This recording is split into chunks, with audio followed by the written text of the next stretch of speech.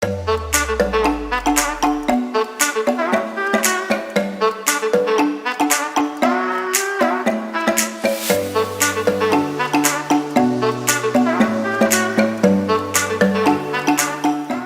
I have a bus to Estonia, so I'm finally going to Estonia. Guys, I'm finally going to the prison. That was the goal of my life. And I'm just with no keys, like nothing, just my phone, like my first phone and second phone, and my keys from my apartment. So everything is in my pocket, like in my box that, not box, oh my god, bag that is in the bus, and bus is left. And okay, it's not funny anymore, so I'm not. So guys, I'm finally going to Estonia. It's 8 a.m. and I'm so sleepy. I want to go back to bed. But we're going to Estonia. Yeah.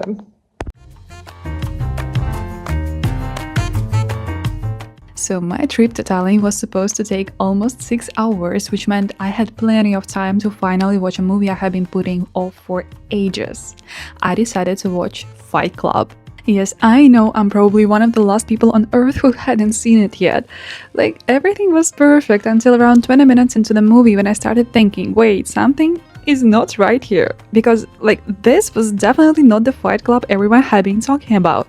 Where was the famous story, the iconic scenes? Turned out, instead, I was watching an Indian movie with the exact same title. Honestly, I was so confused. So I did what any confused person would do. I just googled it, and yes, then I found another Fight Club, the actual one.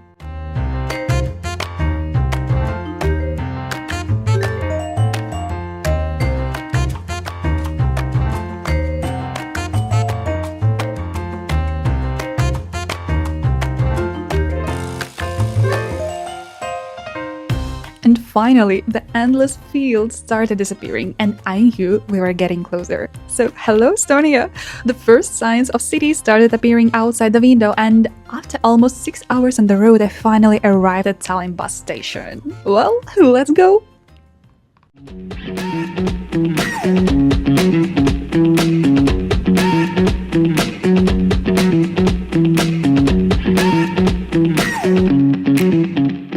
First things first, I checked into my hostel, and honestly, I absolutely loved it. The place looked so cool with such a nice atmosphere. I had to film a few shots. Just check it out.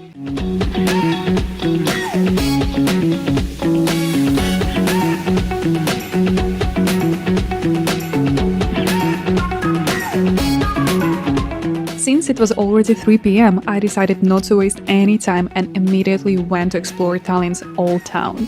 I had only one day here, so I needed to see as much as possible. And because it was Saturday, I was incredibly lucky to find a market right in the middle of the old town.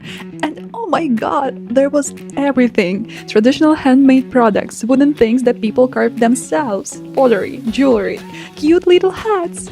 Basically everything that makes you think, do I need this? No. But do I want this? Absolutely.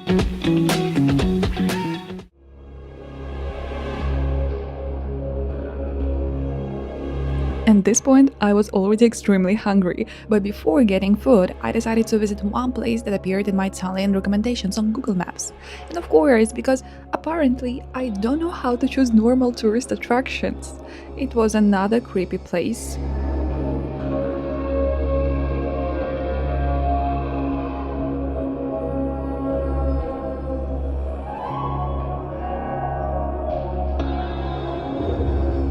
And then I started going down, and down, and down again. The stairs just didn't seem to end. I couldn't even see what was waiting below, just complete darkness.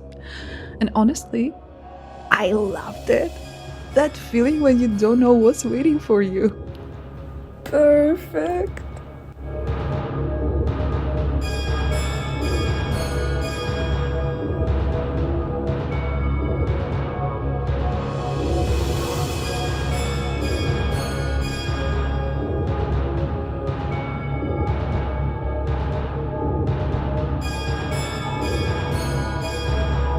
The atmosphere down was so creepy.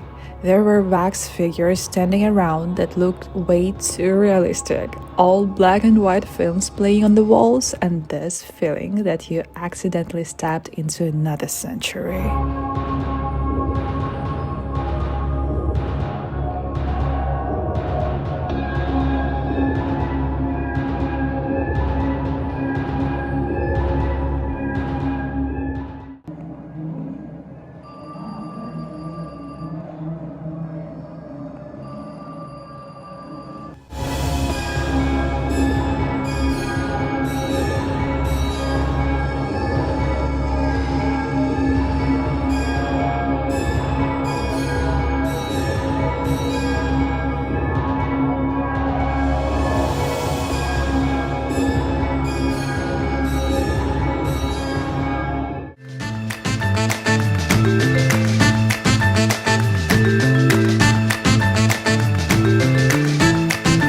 Before we continue exploring, let me tell you what this place actually is. Just a small lesson of history. These are the bastion tunnels of Tallinn. They were built during the Swedish period in the 17th century as part of the city's defense system. The idea was simple. Tallinn needed hidden underground passages that soldiers could use to move around without being seen, store supplies, and protect the city during attacks. For centuries, these tunnels stayed hidden beneath the streets. Later, during the Soviet era, they were also used as shelters because their thick stone walls provided protection. And honestly, standing these underground, it's easy to understand why. You're literally walking through hundreds of years of history. Above you, a beautiful medieval city full of tourist cafes and cute streets, and underneath, secret tunnels, darkness, and stories from completely different times. Which is kind of insane when you think about it. 1 minute you are buying souvenirs in the old town, and the next you are walking through a place where soldiers, civilians, and generations of people passed through before you.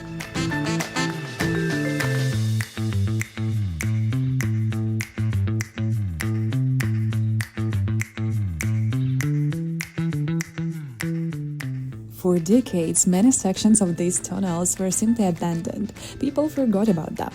Some areas became damp, flooded, and completely overgrown. Others turned into hiding places for homeless people, teenagers looking for adventure, and even urban explorers. So these tunnels slowly developed this mysterious reputation among locals.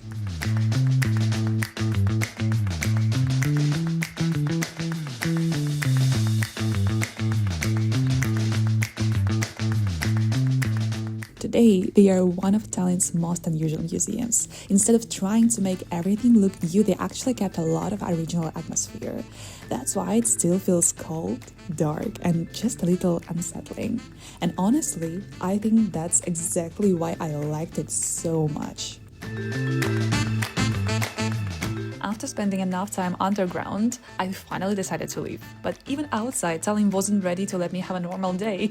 Right next to the exit, I found creepy statues that looked like they belonged somewhere in Harry Potter. Honestly, I don't know what was happening there. I said hello, of course, but I didn't stay for a conversation. I was way too hungry for that.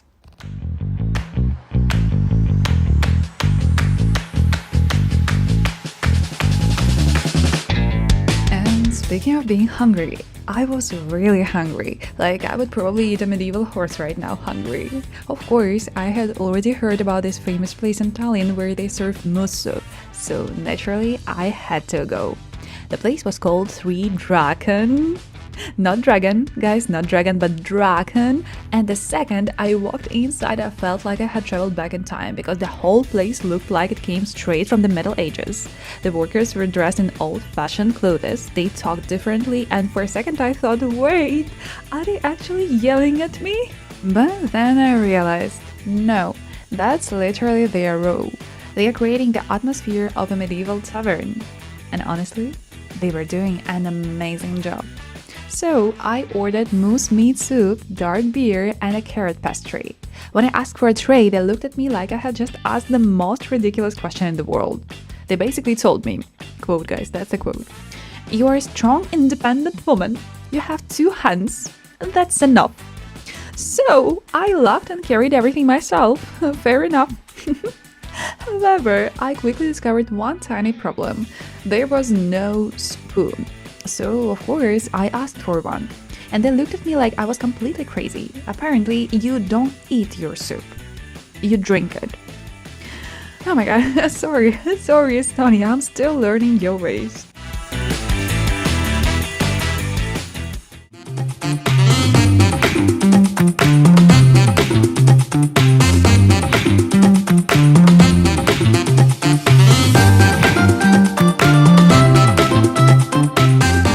Finally full and happy, I decided to continue exploring Tallinn before it got dark. And that's when I found one of the most beautiful places in the city, the Kohtuotsa viewing platform. The view from there was absolutely incredible. The red roofs, the old towers, the whole medieval skyline. And the best part? It's completely free. Sometimes the best things really don't cost anything.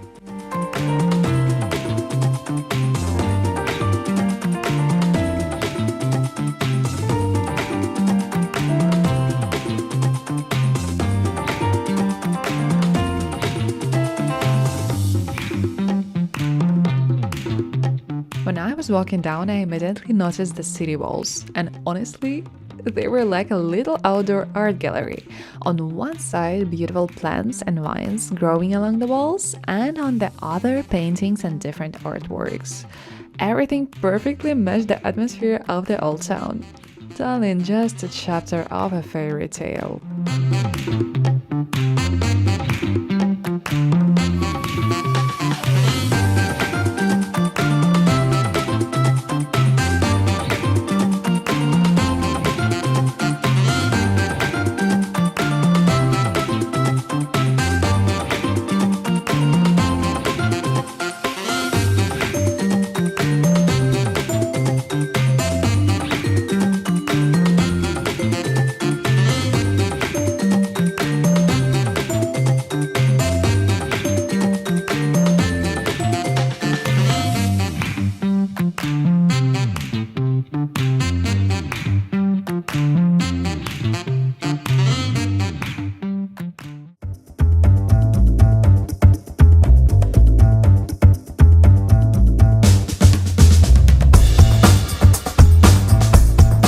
And of course, after all this walking, exploring, and eating the best food ever, I needed a dramatic cigarette moment. Because apparently every city needs one. So I followed another Google Maps recommendation and went towards Linnahall, a huge Soviet-era building by the sea. It was exactly the kind of place I love, because it had this strange, abandoned, post-apocalyptic feeling. So, a bit of history, guys. Linnahall was built in 1980 for the Moscow Olympic Games and was originally called Lenin Palace of Culture and Sports. The building was designed to host cultural events and sport competitions, and because of its location right by the sea, it became one of Tallinn's most recognizable Soviet landmarks. Today, it's most known for its brutalist architecture, rooftop views, and its very unique atmosphere. It's one of those places where you stand and think, how is this abandoned place can be so beautiful?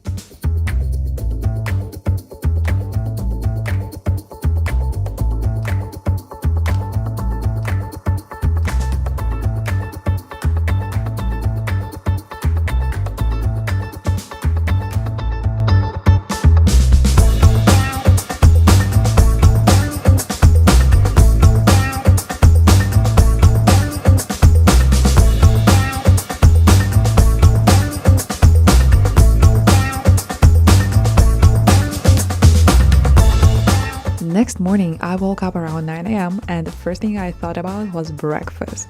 Because honestly, eating is probably one of my favorite parts of traveling. So I went outside to find a nice cafe, but since it was early Sunday morning, most places were still closed. Eventually, I found some kind of coffee shop and decided to give it a try. And they made me the most beautiful breakfast. This was exactly what I needed to start the day. And then something suspicious started happening. I was surrounded by sparrows. Not one, not two, but an entire little army. So they were not there to admire my breakfast, they had a mission to steal it. So this tiny criminal started trying to steal my food and they almost succeeded. Like, that was a very serious battle, but I defended my view, and in the end, I decided to share a little piece with them. So I think they were happy. Maybe they were just waiting for me to leave so they could take everything.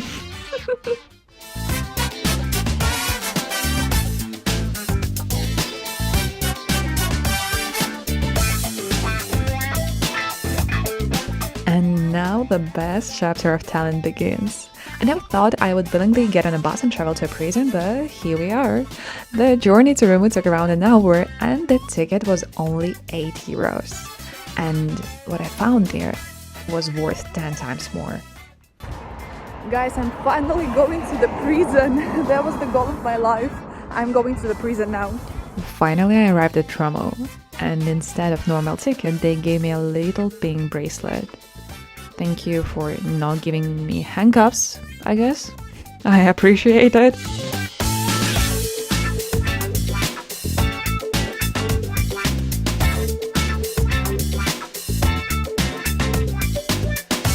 So, did you expect this place to be creepy and terrifying? Because I definitely did. And yeah, there were some abandoned buildings that looked pretty scary. I even wanted to climb inside one of them. Until I saw a sign saying there were cameras everywhere and the visitors were being monitored. And listen, I love attention, but maybe not from prison security, so I decided not to risk it.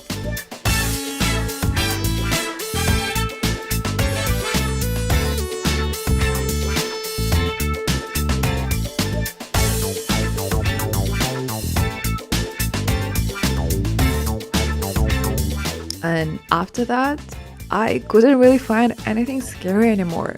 Instead, I found a beach, people relaxing, people swimming, people just having fun. Wait, are you freaking sure? You're telling me this is a prison? Because these views look more like a vacation resort.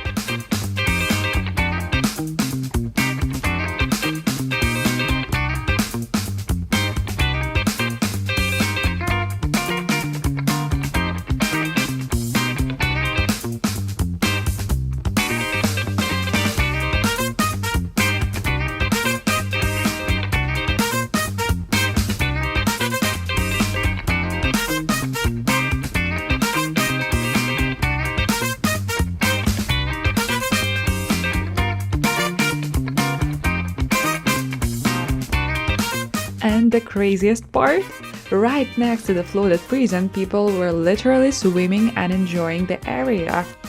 There was even a little entertainment park nearby. A place that used to be associated with prisoners and hard labor had completely transformed into somewhere people came to relax. And the contrast was incredible.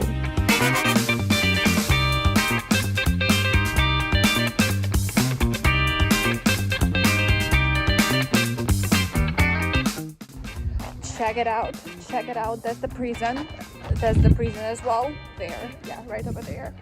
And oh my god, people are just chilling there next to the prison and they're okay with that. There's an amusement park there, like next to the prison.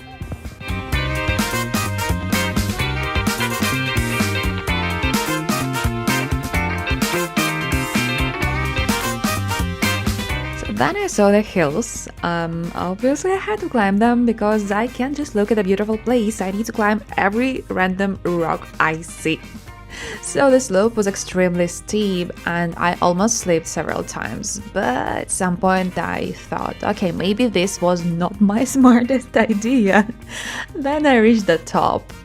Just wait for that.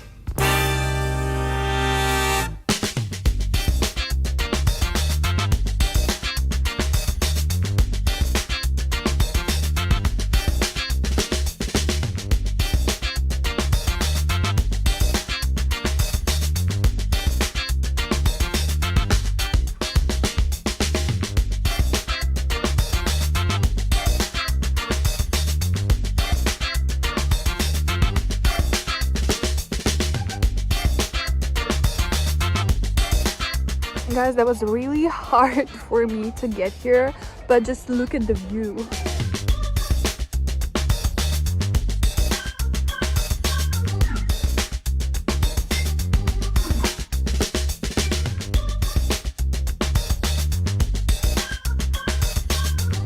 And obviously, after all that climbing, I decided to sit down, enjoy the view, and have another dramatic moment. And I took the maze of Sisyphus, because apparently sitting near an abandoned prison while reading about absurdism is exactly the kind of aesthetic I was looking for. So I had a little snack, enjoyed the silence, and just took it all in. Rummu is not scary, it's beautiful, feels almost magical. A place that used to represent something dark has become somewhere full of life. And I think that's what makes it so special.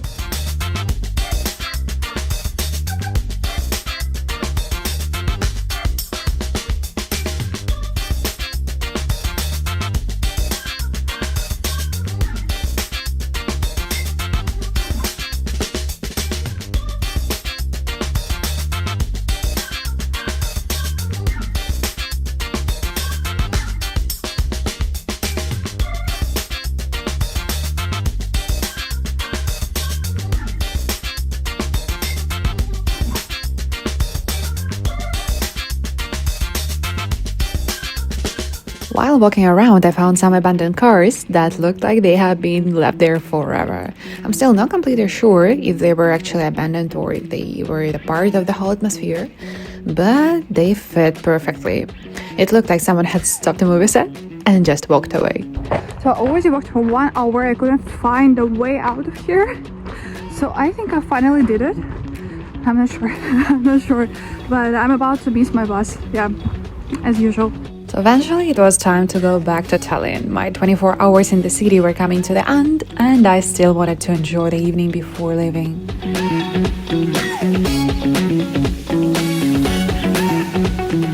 And of course, what is the trip without trying some local drinks? I bought a couple of postcards for my friends and family, found a sunny spot, ordered some berry beer with fries, and started writing them. This was probably one of my favorite moments of the trip. And then I found the cutest little dog. Look at this little guy. How can someone be this adorable?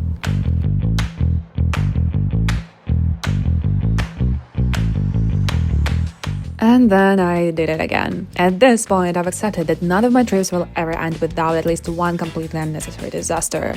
I've stopped blaming the countries I visit. The problem is me.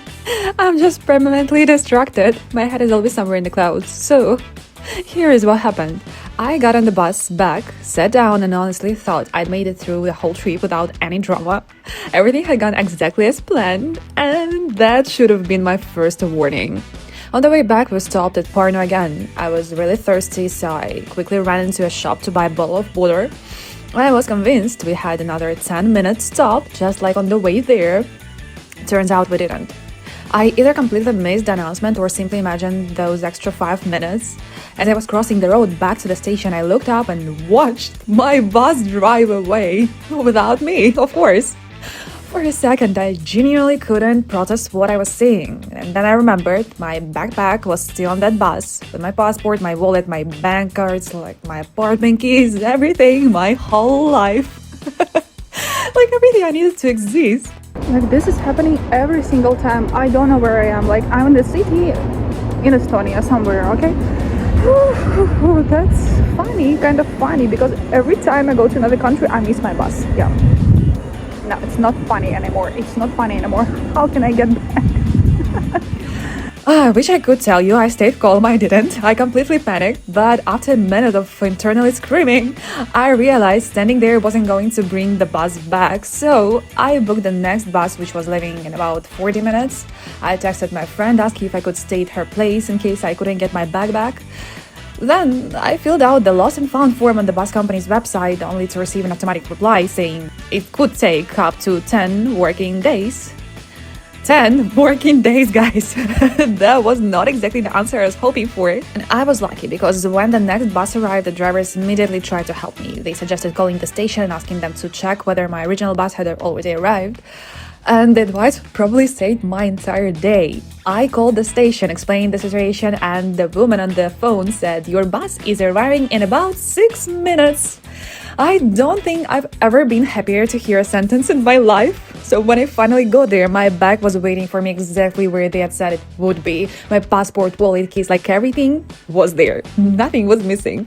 I don't even know how to describe the relief I felt. It honestly felt like I could breathe again. So guys, I finally went home. They found my bag with my passport, with my keys. They found everything. I took everything, so everything with me right now. I feel so relieved, so freaking relieved. No, like, you'll not see next time. No next time, okay? I guess that's what I remember most about Estonia. Not just the beautiful streets, the prison, or the incredible food, but the kindness. Because at the end of the day, people are always the best part of the journey.